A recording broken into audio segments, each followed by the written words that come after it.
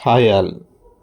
మన షార్ట్స్‌లో ఈ ఫ్యూచర్ ఉంటుందని నేను ఇప్పటివరకు చూడలేదు. నేను ఏదో ట్రై చేస్తూ ఒకసారి చూసినట్లయితే ఇది తెలిసిందనమాట.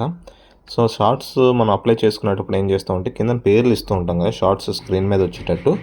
అది నార్మల్‌గా ఒక పేరు ఇస్తే మొత్తం ఎన్ని స్లైడ్స్ ఇచ్చినా సరే అన్ని స్లైడ్స్‌కి వస్తూ ఉండేది. ఇది ఇప్పుడు నేను ఎన్ని సార్లు చేంజ్ చేసినా సరే అవ్వలేదు. ఇన్‌షాట్‌లో గానీ లేదంటే కైన్ మాస్టర్‌లో గానీ చేంజ్ చేసుకుంటూ ఉండేవాడిని.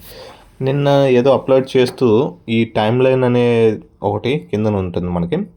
సో, అక్కడ క్లిక్ చేస్తున్నట్లయితే అప్పుడు నాకు తెలిసింది ఇది చేంజ్ చేయొచ్చని. సో, ఫస్ట్ ఏం చేశానంటే నేను నార్మల్‌గా మన ఫోటోస్ అన్నీ పెట్టేసి వాటి తాలూకా డిస్క్రిప్షన్ అయితే టైటిల్ స్క్రీన్ మీద ఇస్తున్నాను.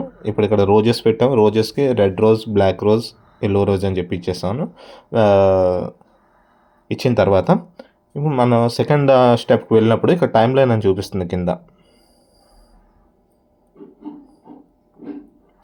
4 రోజెస్‌కి 4 పేర్లు పెట్టుకున్నామట. ఇక్కడ టైమ్ లైన్ చూపిస్తుంది. టైమ్ లైన్ క్లిక్ చేయగానే ఏమైందంటే నాకు ఇలాగా ఇక్కడ చూపిస్తున్నాయి.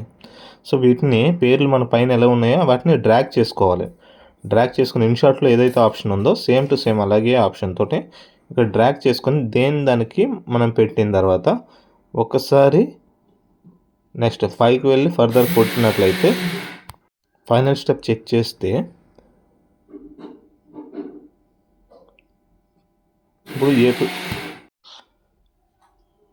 చూసారా మనకి దేనికి అది పేరు సెపరేట్‌గా వచ్చేసింది. అంటే ఇన్‌షాట్‌కి వెళ్ళాల్సిన అవసరం లేదు. ఇక్కడే మనం ఇలా చేసుకోవచ్చు అనమాట. ఇది పెద్ద కష్టమేం కాదు. ఈజీగా అవుతది. యూట్యూబ్‌లో డైరెక్ట్ ఆప్షన్ ఉన్నప్పుడు మనం ఎందుకు మళ్ళీ ఇన్‌షాట్‌కి వాటికి వెళ్ళాలి. ఒకసారి ట్రై చేయండి. అంటే మనం ఈజీ టు ఈజీ స్టెప్ అనమాట ఇది. చాలా ఈజీ.